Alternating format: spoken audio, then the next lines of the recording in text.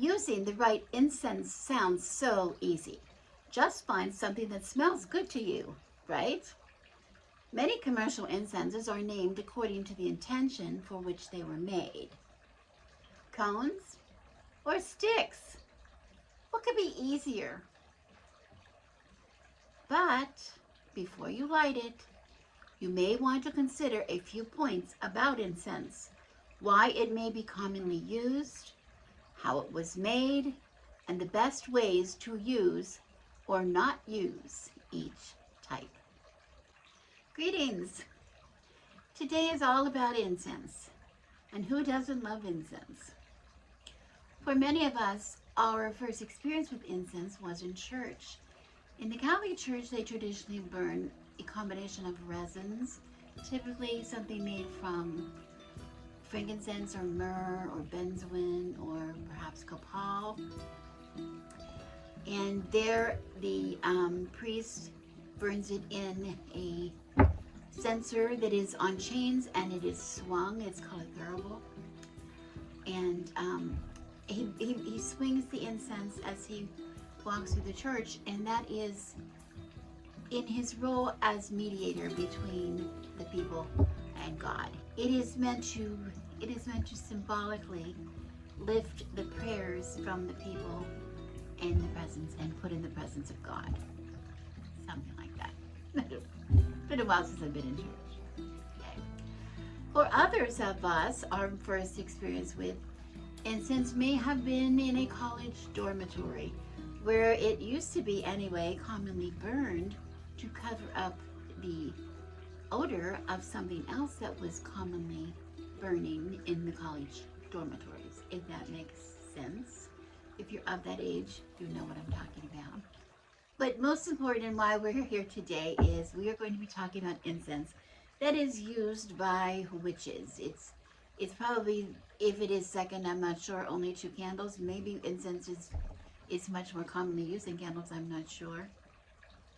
But people love it. Even people that are not witches burn incense a lot. I know some people that have it burning almost all the time. As witches, we use it magically in ritual. Most often, for most of us, represents the element of air, and it creates an atmosphere that is appropriate for the invocation of deities or spirits.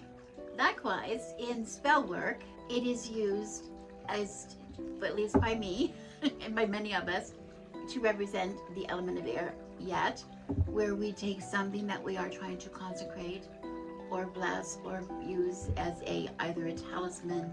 It could be a new tarot deck, it could be a witch's purse, it could be a poppet, where we have representations of the elements on our spell table, and we take our item, whatever it is, and we consecrate it with the earth, with the air, through taking it in smoke of the incense, fire over a candle flame, and water, right?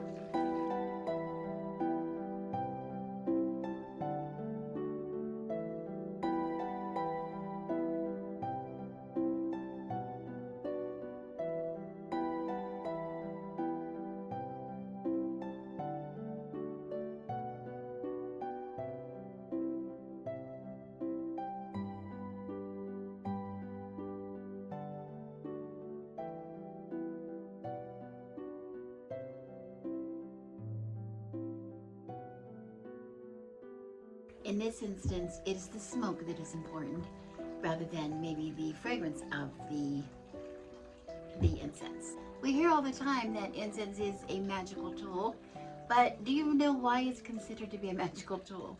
What exactly is the trick? How does this magical trait of incense work? Remember when we were talking about burning things in the past, we have talked about how it increases the movement. When things get hot and speed up, the molecules move, everything moves really fast, and they dissipate into the air, right?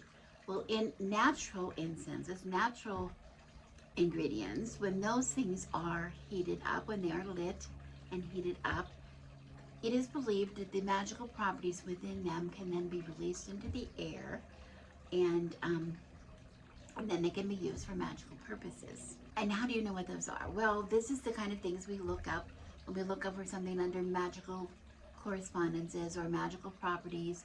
You can look up in a dictionary of herbs or dictionary of anything really that we use magically, and it will tell you magical correspondences. Herbs will tell you usually what properties they have. They maybe will help you with healing or with health or with nutrition, but it also will then list magical properties. For instance, we might say that lavender is used to attract love. It's all about that. It also is a good protection herb. It might particularly be really strong to protect you if you're in some kind of danger from a person close to you. It might help you in that case.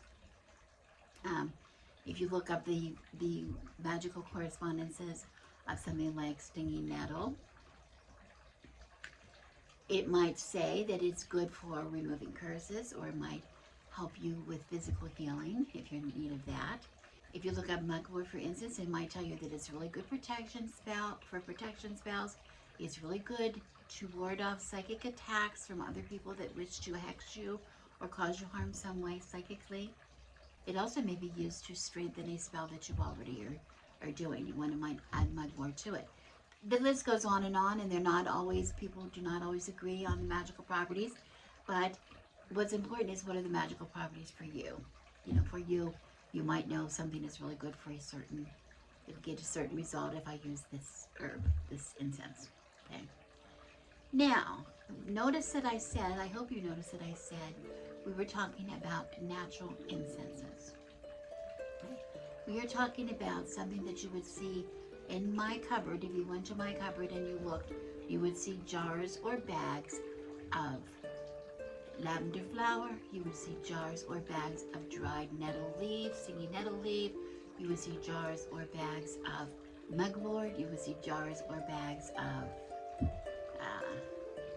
patchouli, right? Naturally harvested for purpose. Okay. Now, when we're talking about what I was talking about in the beginning, I was talking about things that were made synthetically. Most of the incense that you buy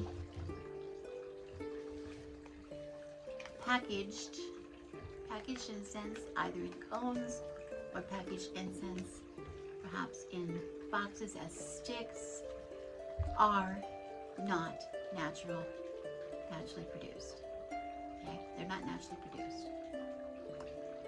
They are made from artificial, in some cases, ingredients. And if you don't believe me, first of all, the very fact that even in a package, this has never even been opened. This just, the fragrance from this just knocks me over. It is so strong. It is so perfumey. Even if you look on the ingredient labels of some things that are, pretty reputable incense, people that sell incense, like this is a label from Dragon Marsh, which is somebody close to me, that this is supposed to be just lavender incense cones.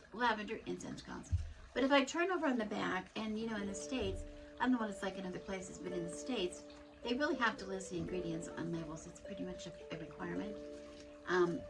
That's why some of these things have no ingredients listed on them, because they're not made in the United States.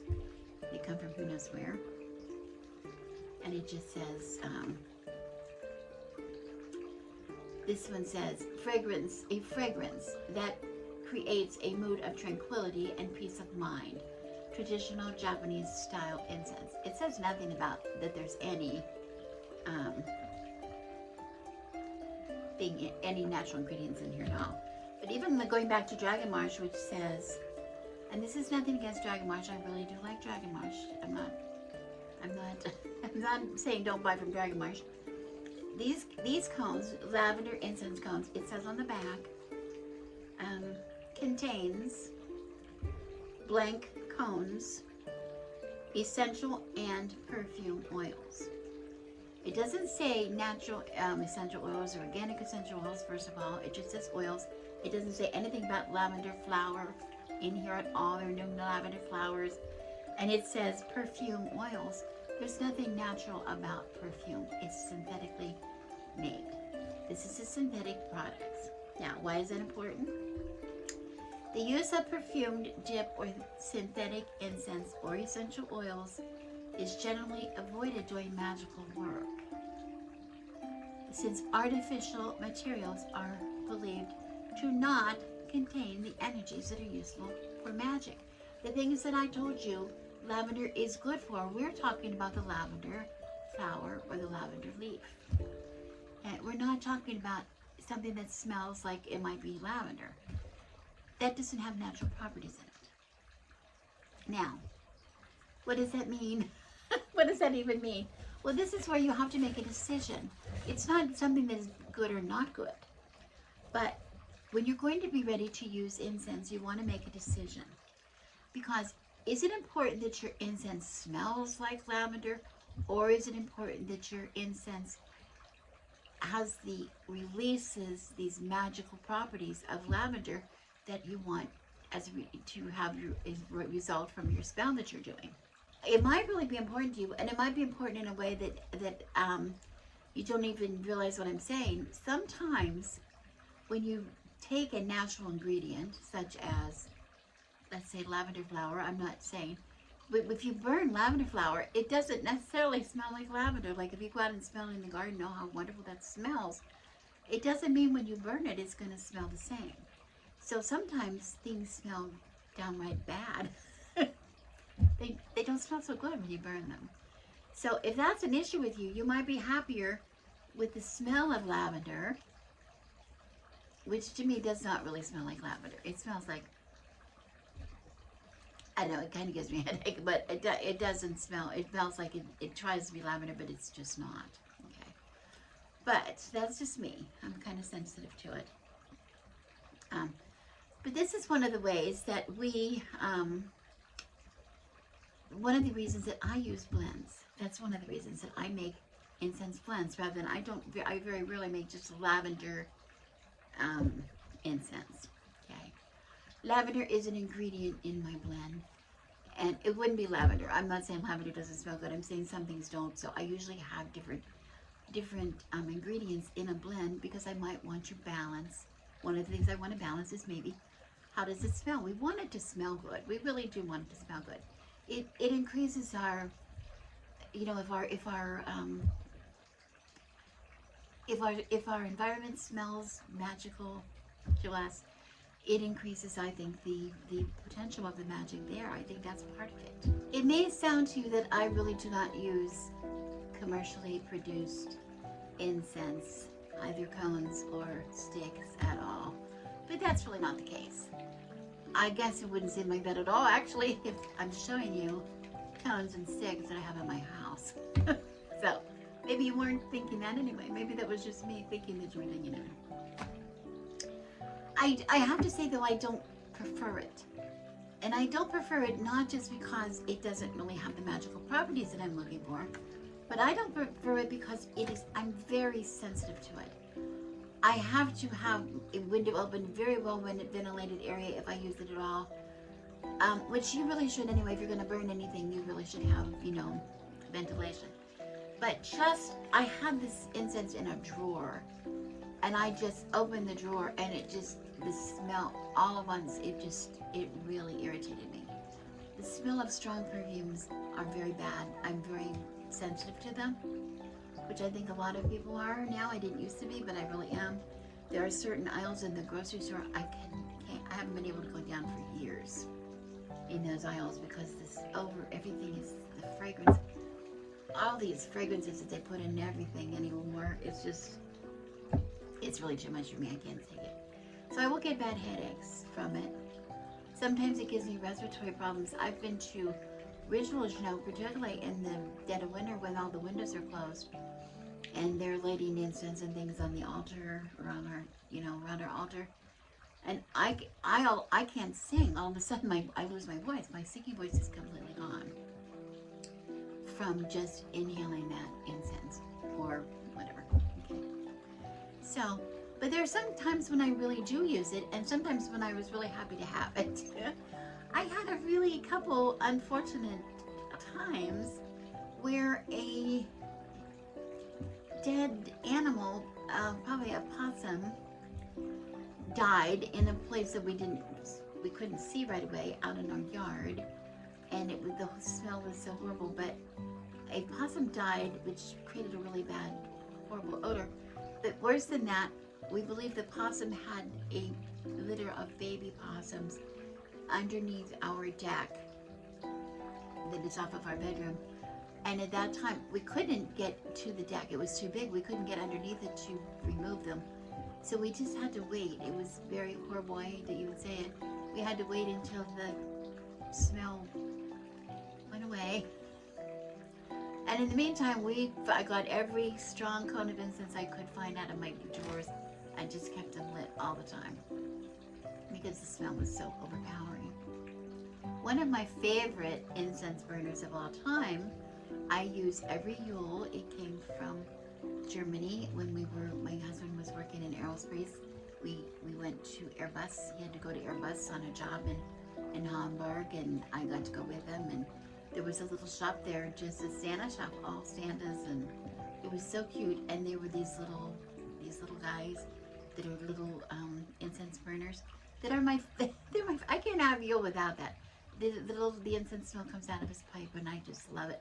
But they take cones, and I could put any kind of cone in there, but I like to put something that's usually Yule-like. So when you come in, you can it smells like Yule. Because we don't have a lot of live greens and things in our homes because it's California. We really don't have things like that we can go out and just bring in. They would die out too soon. It's usually too dry for them. But the ones that I make didn't really have the flavor, so I will use a cone in there. I'll use that because it's Yule. So I make an exception for that. I usually burn cones on my Buddha altar. I can burn any kind of incense there, but my Buddha altar is in my front hall, a little bit out of the way, so I'm not going to be putting natural incense, loose incense on a charcoal disc there in the hallway. That's not practical. I could do my own cones, of course, but I don't have that many. I only use them for intention, actually. And also, some time of the year, every year, I have a big batch of sauerkraut fermenting in my giant crock here, and I leave my cabbage to ferment a good 3 weeks anyway, sometimes longer. And it sometimes, depending on how warm it is, it can get pretty stinky. So people open the front door when they come to visit me, and I don't want them to get knocked over by the smell of this sauerkraut. It doesn't smell beautifully when it's fermenting. So I will use it for that. Here on my reading table, I like to burn incense when I'm reading, and I don't like to use a charcoal disc. First of all, for the same reason, I don't want to have to keep adding incense to it all the time while I'm doing a reading, but also I don't want a lot of smoke, and they usually make a lot more smoke than just a little stick. And for that, I like these little sticks. And I find that these little sticks are not quite as bad, just these little tiny ones. I find that a lot of the reason that people like to use cones or sticks is really for convenience. It's not just convenient, but sometimes they've had bad experiences with loose incense. We've all been there, right?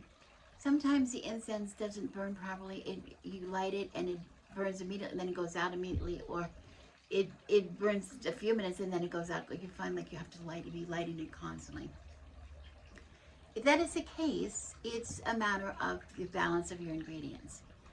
Cone incense or stick incense is called combustible incense.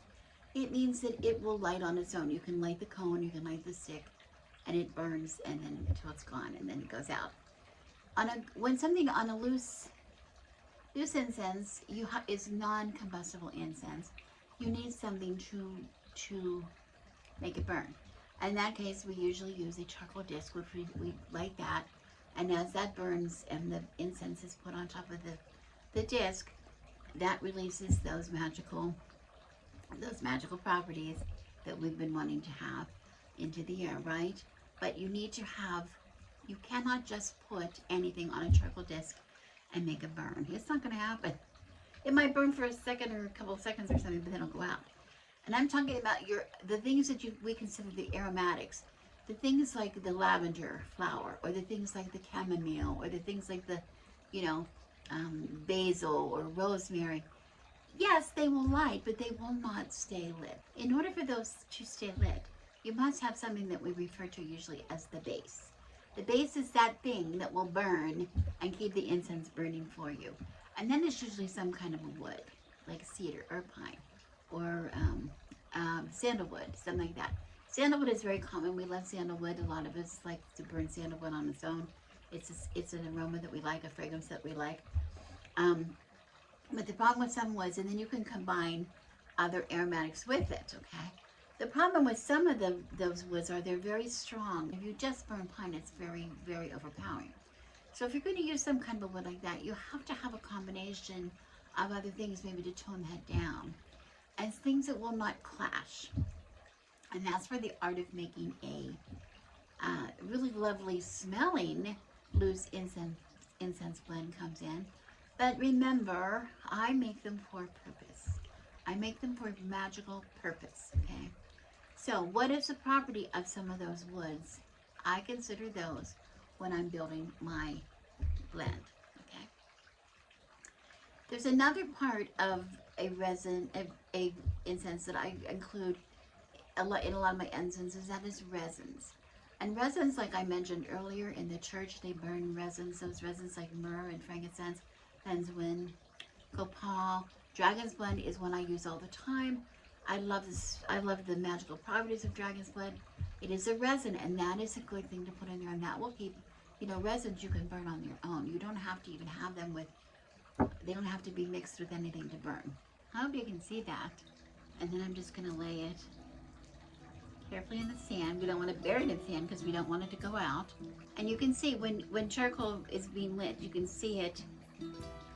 It's starting, you see the gray ash starting over here? That's what we want to see. That means it's burning. Okay, when you're sure that your disc is lit, I have a little bit of sand, fine sand, in this dish, and I'm just going to put a little bit of sand on the top of my disc here in the center. And then I'm going to take my copal. I'm going to take the little pieces that were in the bottom, some of those, a few of those, and I'm going to put those in that sand. Carefully, maybe I'll use tongs so that I don't burn myself. And we can see right away it's starting to go. See how it's going? That resin is oh, and the smell is lovely. Oh, it's just beautiful. But if you want to add something to a blend, consider, you know, like you could add a wood, but also consider adding resins, because resins burn a long time. They might, you know, wood is easy to burn, but you know, it might burn up a little faster than the resin. The resin seems to take a little longer to burn, in my opinion, in my experience. I'm not sure if I'm correct or not, so don't quote me. It's really good to have a combination. Think about a combination, but again, I will look up the magical properties and see. Make sure that the ones that I'm wanting to use, you know, they coordinate well with the magical properties of the other things. When I am burning my loose incense just on a charcoal disc, I like to keep it rather coarse. I grind it in my mortar and pestle. Mostly, I'll bring it with my fingers a little bit. Occasionally, something that's really hard to grind, I will put in a grinder if I need to, a spice grinder. Like, you know, some things are really hard. I think of something like, I think myrrh is really, really hard to grind up. I'm pretty sure it's myrrh that's really a bitch, actually. Something like the dragon's blood, you can smash it pretty good with the mortar, with a pestle. It's pretty easy to break up, so I don't put that in a grinder. But I like the texture. I like to be able to pick things up with my fingers. Yes, you can use a spoon. And I do have a spoon. But I find that my fingers never are misplaced, which my spoon often is. Now, I take a blend, and I will have a blend which I use on a disc, but particularly like my Sabbath blends, I will take that blend, and then I will grind it down into a finer powder, a little bit finer, and I will use that to dress my candles if I'm doing something particular that I need that blend for. Of course, I don't need such big pieces of whatever. I want them a little smaller to dress the candle with. So I will do that. And further, I will grind it even further in that grinder if I want to make cones. If I want to make cones, and it's very easy to make cones out of the blends that I have. I want to show you how easy it is really to form an incense cone. You don't need to do a lot of mucking around. I have my incense blend, which I have put in my little spice grinder, and it has a very fine powder. It's still on the bottom of this. You don't maybe see it, but it's about the same. And then I have this on top. I just put some of this mako on the top. Actually, this is Tavo no Ki. I talked about that in another video, probably the one that I'm recommending at the end of this end of this video. But it's a base. It's something that is used as a base, a binder for your incense cones. And I put that on top. I have about 3 to 1. I have about 3 parts of my blend and about 1 part of my mako. It's an estimate. We'll see. It just depends. And then I'm just mixing them up so that it's really, really good. And this is a good blend. You can tell it's a good blend because it all looks the same color. It all looks the same texture. That means that's what we're wanting. We want it to be really, really blended and really not be able to tell one from the other. So I'm just stirring it as well as I can to get it really incorporated well. And then I just have some filtered water, and I've made this enough times that I know how much to put about. I recommend that you do it with a dropper or a syringe or something. A little bit at a time. You don't want to put too much. You don't want to put too much water, but I'm just going to put a little bit at a time. I just want to get it so that it is wet and it will stay together. I want to say, like if you do gardening, when you're pre-moistening your soil before you're going to plant your seeds, some people describe that as like a wet brownie mix. I don't know if that means anything to anybody. But always stir longer than you think you need to stir before you add more water, because sometimes your dry mixture wants to think about it a minute before it decides if it's going to take any more. But this is still really dry, so I'm going to go ahead and add a little more to it. If it's too wet, it's not going to hold its shape. If it is too dry, you're going to get cracks in it, and or it will crumble and fall apart. Neither one of those things are good. It's not the end of the world. It's always something you can fix. So don't worry about it. Don't be too hard on yourself. But I just want to show you, you don't have to have a mold.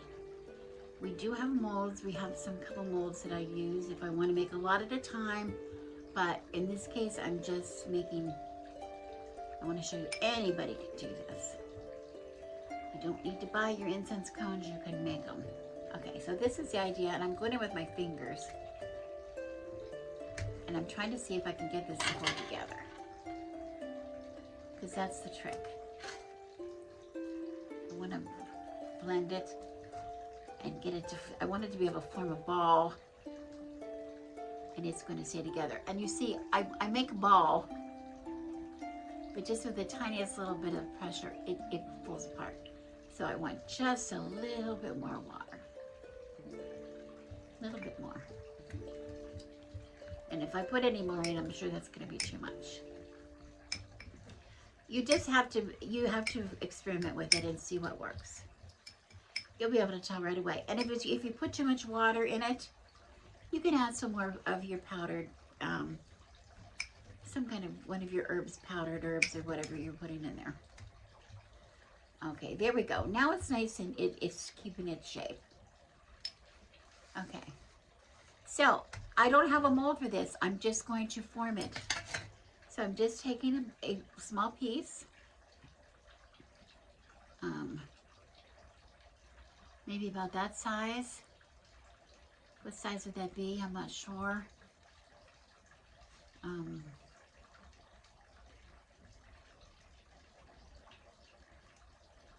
And I'm going to try to form it into a cone. So I'm just turning it around and I'm going to flatten it.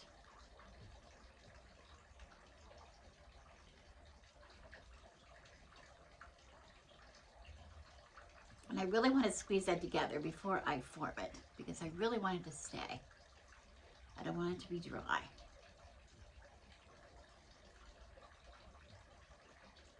So,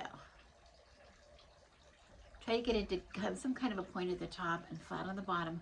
I just want to make sure that it will stand up. If it's not flat on the bottom, it will fall. Now, if I make it too big, it's gonna take too long to dry. So I want to kind of, I think that might be a little big. So I'm gonna take some of that off. Make it a little thinner. Here we go. You know, what is the size of an incense cone? If you're making these cones, you probably already use incense cones, so you know about how big they are. But it's better to err on the side of small than big, because too big might give you problems when you're trying to dry them. Okay, there you go. Now see, it's kind of holding the shape. And again, I want to make the bottom flat, and I want to make it tall. Now it might get a little smaller as it sits, as the water evaporates from it. Again, I take an amount, small amount, and I squeeze it really good in my hand so I'm making sure it's going to stay together. And then I'm going to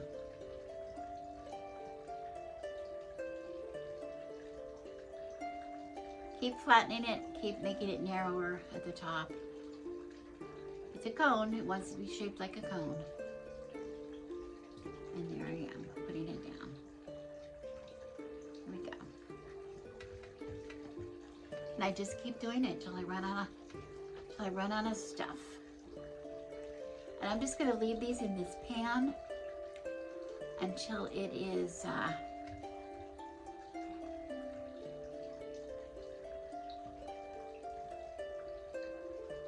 so that they dry. And there you have it. I have 8 cones of natural incense made with natural ingredients.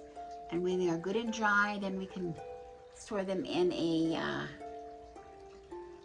I like to use empty spice jars. They work really well. We want an airtight, you know, once they're dry, completely dry, we want to store them in an airtight container so they don't absorb moisture from the air. And remember, because they're natural, these are natural. And then we can burn them, and we'll burn them, and we'll be sure that our magical intention is released in the air just like we want it to be. The magical principle that I discussed earlier about how incense works applies also to something that is commonly used in our practices, in witches' practices, and that is with something that we call a smudge stick or a smudge wand, or we might call it a sage wand, because a lot of people use sage. But I want to tell you that you don't need to use sage. I'm a big advocate of using what you have on hand. Most commonly we use California white sage or some kind of sage. We will use sweetgrass or cedar or pine or maybe lavender flower or leaves, mugwort. There's all kinds of things that you can use. I used to make, and I still do, I gathered, you know, I do have sage, in California white sage growing in my yard, and it is very indigenous to this area. We have it everywhere, so it's commonly used here. But it's really, there's really nothing. You don't need to have California white sage to burn sage. There's lots, and you know, scores of kinds of sage that will work just as good as the California white sage. So I'd rather use something close to you than, you know, buying something that was taken maybe from some of our preserved lands that we're trying to, we want to preserve them, and we don't want people going in there and taking the herbs and then profiting from them. I don't think that's a very good practice. I don't like to do that. But for me, I mean, I have to say I grow it, so, you know, I'm using my own, so of course I'm going to use it. But I want to say that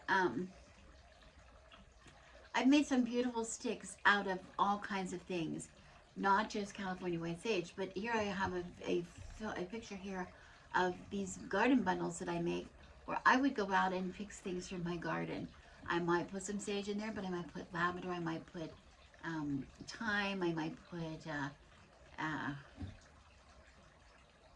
you know, whatever is in my garden at the time. I'll add some flowers, I'll add some, you know, some chamomile, or I'll add some chamomile flowers, or I might add some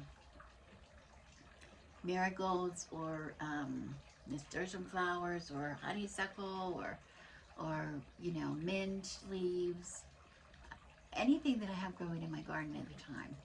I love that. And then I would bond them up, and then I would just leave them on my altars. I call them intentional bundles because I made them with intention. I didn't really mean to burn them. They were fresh and they were beautiful and fragrant, and they had all the properties of whatever they were made from wrapped up in that little bundle. But eventually they would dry. Eventually they would dry, and then they could be burned. But we don't burn them until they're dry. They last a really, really long time, and they're wonderful. And they're a good option for people who don't want to burn anything inside their home. That you just can make these little bundles and just leave them there. And make them out of fresh herbs and leave them, and they're perfect. They do the same job, magical job, as if you would burn them. And these are used for clearing spaces, clearing cleansing areas or cleansing spaces. As they are burned, the magical properties leave, and the smoke from burning attaches to the negative energies around. And as that smoke dissipates and carries it away, it carries the negative energies away with it. And some say it carries them to a place where then they're released and they're converted into positive energy. You can think that or you can not, but I like the idea of, it's taking that negativity from here, binding it in the smoke, taking it, carrying it off in the smoke, and taking it away from where we are here. Okay, so that's about it. I shared with you today how to just build a cone easily with your hands, just forming something with your hands. If you're interested in how to use a common household item as a mold for making cones, you might want to check out a video that I am sharing at the end of this. I also am sharing a video where I showed how I chose herbs for intention, what process I go through in finding herbs for intention, why I put what I put in different kind of blend. So you might want to check that out as well. Okay, thank you so much for watching. I appreciate it. I appreciate your support, and hope to see you again soon. I am Rebecca, and I wish you blessings.